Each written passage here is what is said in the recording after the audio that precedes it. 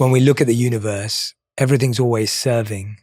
So the sun's providing light and heat. Water is obviously giving us life, oxygen exists. Trees are giving us shade and fruits and flowers. And so in order to really be in partnership with the universe, one has to want to serve, because everything is designed to serve and give. Mm-hmm. And everything's designed to give and serve and provide. And so when we're not serving, we're actually acting against the universe. Yeah. Because everything in the universe is designed simply to give. We're wired for generosity, but educated for greed. I like what he says there, but it's not exactly accurate. We're wired for generosity. That's true. But I would not select the word educated. You're not educated for greed. You're conditioned and programmed for greed. How do we know that? Well, it's the separate self that has the greed. If you observe someone who has been given their enlightenment, like say Eckhart Tolle, when the separate self is gone, when it's shut off and the brain no longer functions through the self, greed goes with it. You know, when things happen to you and there's not a tangible enemy that you can like put your finger on, like, what are you going to do? You have to lean into radical acceptance. But, you know, there's things, you know, there are things that have happened to me in my life that I just thought, I will never forgive this person. I will never. Now, I don't want to have those feelings anymore, because they're really, it's a prison and it's poison to not be able to forgive and to live in a state of like holding a grudge or hating someone or wanting them to suffer. It's like a kind of poison. It's like a kind of cancer. That's why it's important to find a way to forgive even people that you perceive as your biggest enemies. Okay, she's got a couple of terms that I really love here. One is when she says radical acceptance. Radical acceptance is necessary when you encounter destiny. Okay. And then forgiveness. Forgiveness occurs on its own when a person's consciousness allows them to see the programs running the person. So it's a program, not the person. And when you see that, forgiveness just happens. I was thinking that this might be a perfect time, because you've been referencing in this conversation, you've referenced your teacher so many times. Mm-hmm. And we're fortunate enough today to actually have the opportunity to invite him onto the show. Mm-hmm. And if you're open to it, I think this may be the I would perfect love to. time. Should we do it? Yeah, let's do it. Perfect. I felt I'm reconnecting to really my purpose, what life is about. And it took few years, and by the age of 21, I knew that's my mission in life. So basically, in the last 40 years, that's what I'm doing all day long. So you're looking at a man who's had his pathway and he's a professional teacher 40 years. That's extremely significant. Now, in my opinion, pathways select us and the teachers select us. They find us when we're looking for them. You know how they say, when the student is ready, the teacher appears. In my own experience, I found that to be true. And the only thing that I will say about pathways are, remember, there are pathways of the light and there are pathways that are not of the light. The trick is the dark ones still look like the light. And there are so many fake teachers.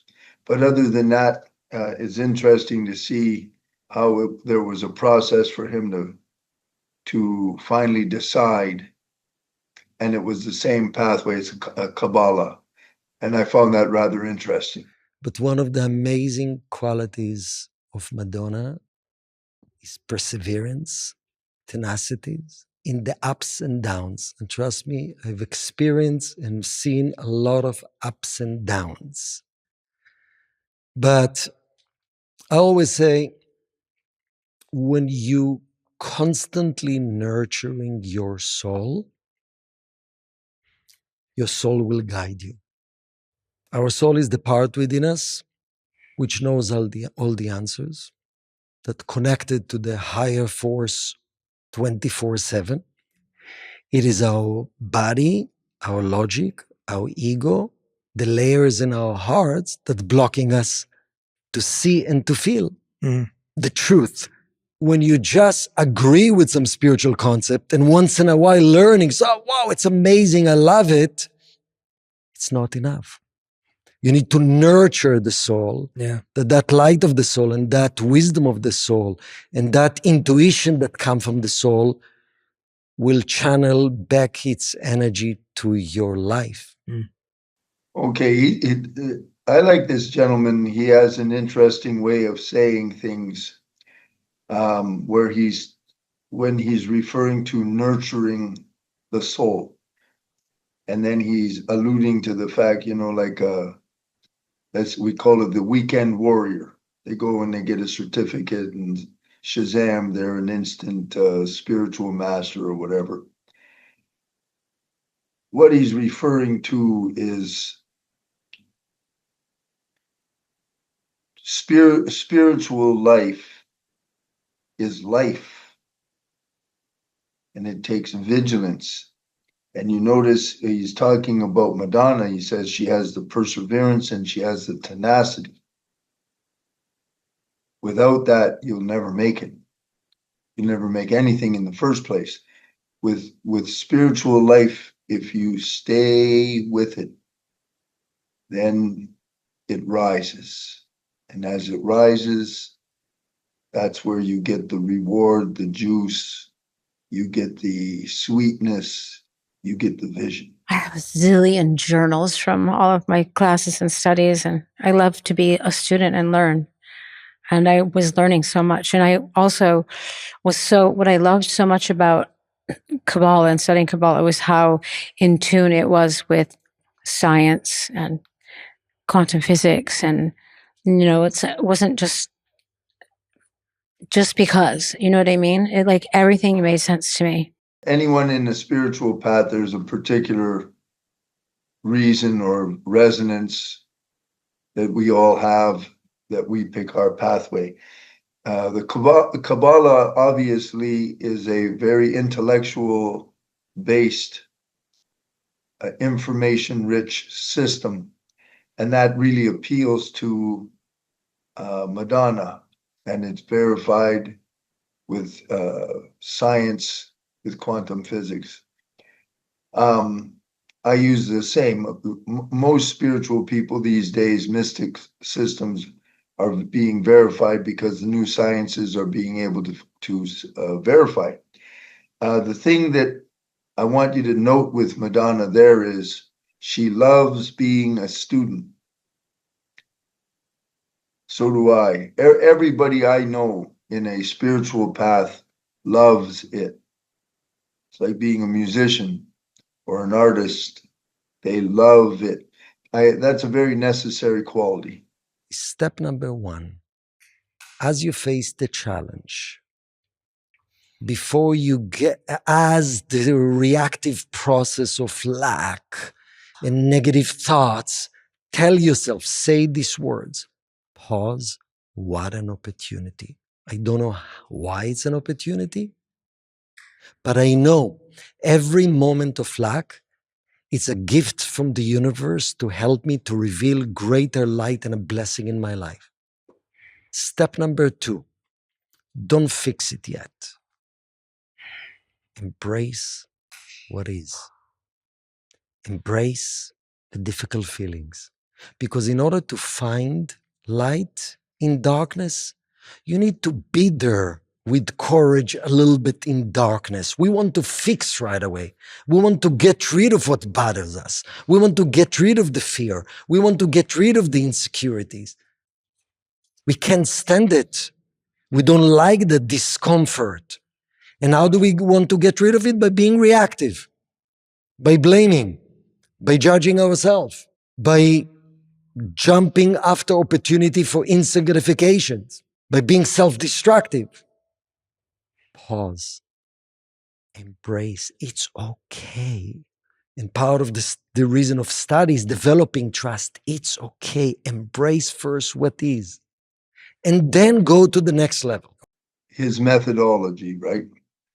So the first one is when something goes wrong, he wants you to pause.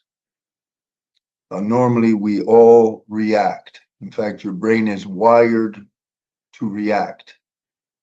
It's wired that way. It's a survival mechanism. But the trick with a spiritual or evolved person is to pause. And then his next one is, he says, don't fix it yet.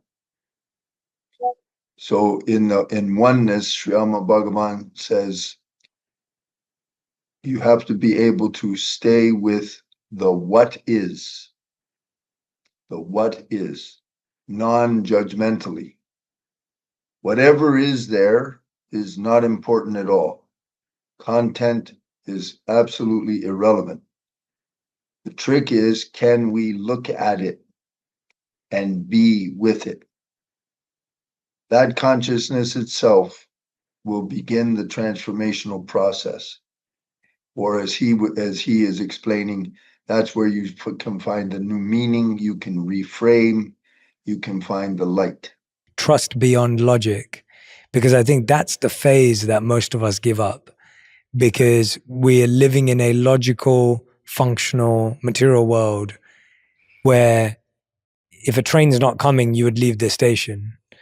But here, the trust beyond logic is, no, I'm still going to wait here, or I'm going to act in a certain way, or I'm going to change these behaviors. Madonna, when did you have to practice trust beyond logic in your life the most? Where have you seen it? Every challenge I've ever had, once I became aware that I had the power to do that, and like making art, creation is has nothing to do with being logical. Doesn't have anything to do with the logical part of your brain. You can't measure it. You can't predict it. You can't control it. You have to allow it. Yeah, that's what I have to do in my position with depth healing. People come to me with anything and everything, and I have absolutely no idea how to fix that, or what to do with that, or even approach it. I tie into the divine, and the divine functions through me, and I have to be completely out of the way, and then the client receives the grace. And that's what she's describing with an artist, any kind of especially a crafts person. Everything must flow, the craft or the creativity must flow through the person. Person is like a vessel, and it flows through. The more the higher the degree a person can do that, the greater their level. The less they can do that, it's more ego, it's data, it's the world of the logic. Logic breaks down at different levels. It works to a certain extent, but only to a certain extent. Because all of us are not aligned with the true desire of the universe. If it would be aligned, we would be joyful every second, and we will be giving unconditionally every second, and we'll think all day long, how can I add value to others? And because we are not there, and that's part of the gift of life, gradual transformation, we need moments of rejection. But when you question yourself, where am I too attached? What's my lesson? What do I need to let go? That will support to speed up the process of seeing the light. Because every fruit, in order to become sweet and ripe, is first sour. Yeah, he's correct, but there's a couple of caveats I'd like you to be aware of here. Because if you do not have a personal bond with the divine, there's a danger with this kind of intellectual approach. You can look for reasons and the meaning and the reasons in the meaning and never ever leave the realm of mind. Mind cannot address mind.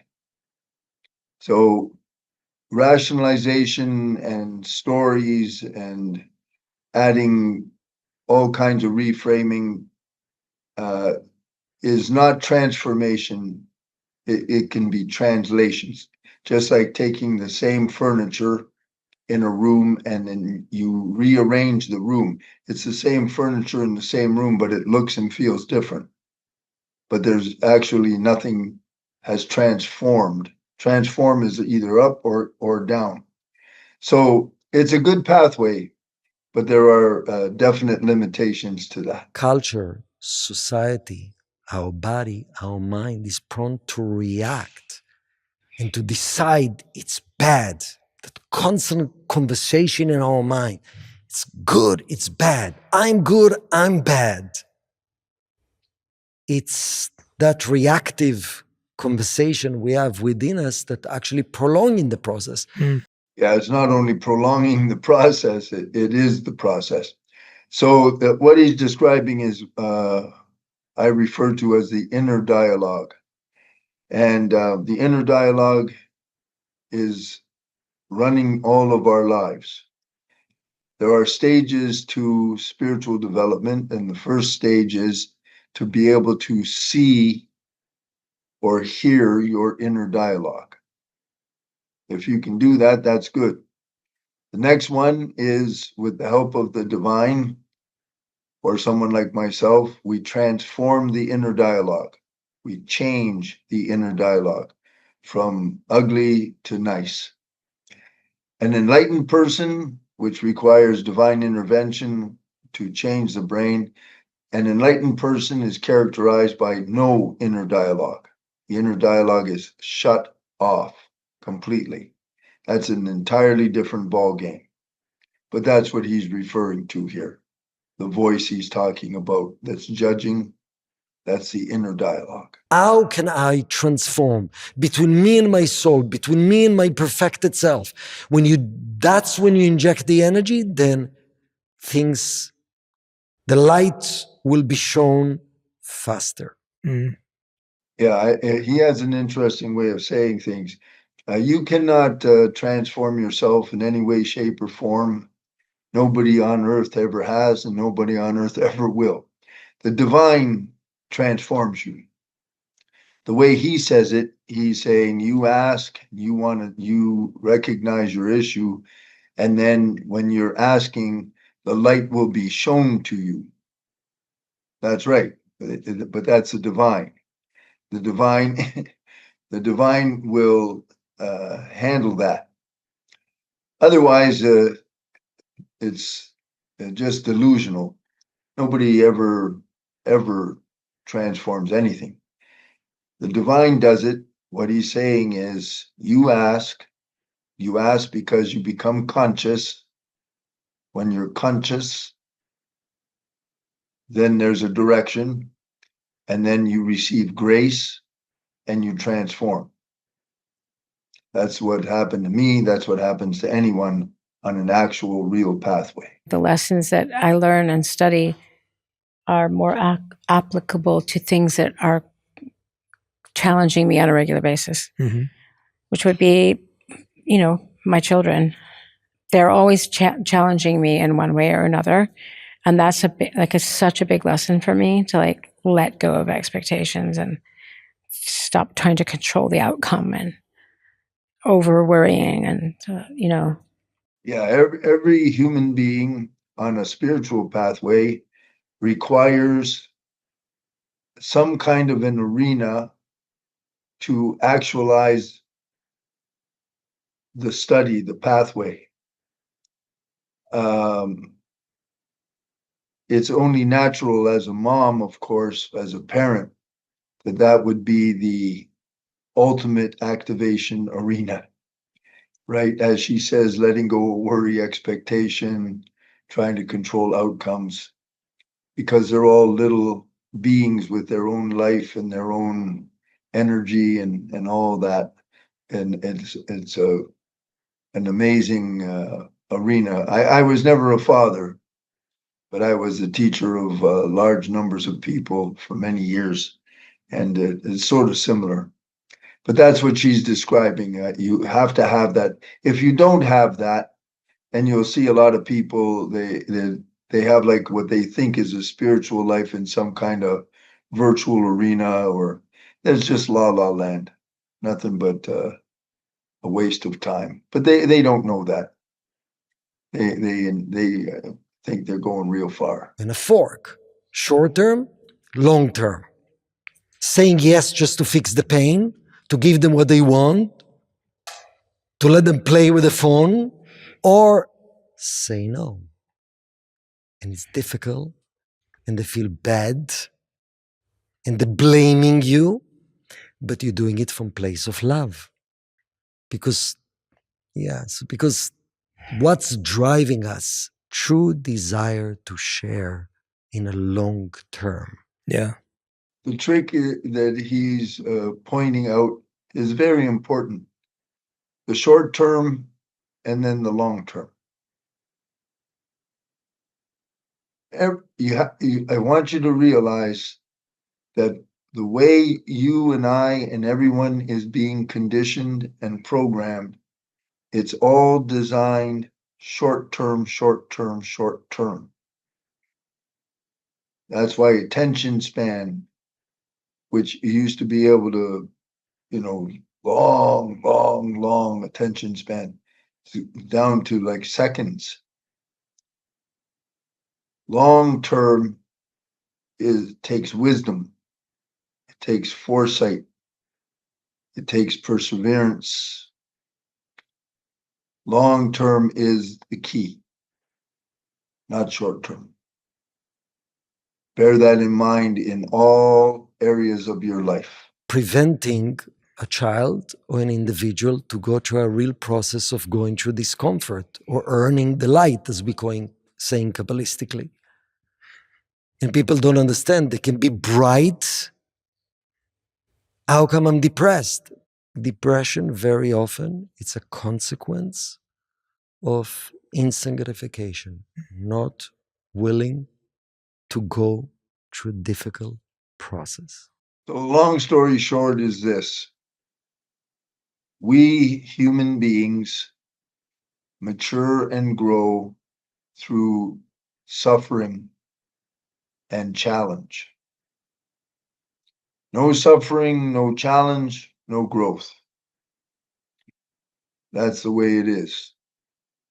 For the human heart to flower, it's got to go through a lot of suffering. There's no other way.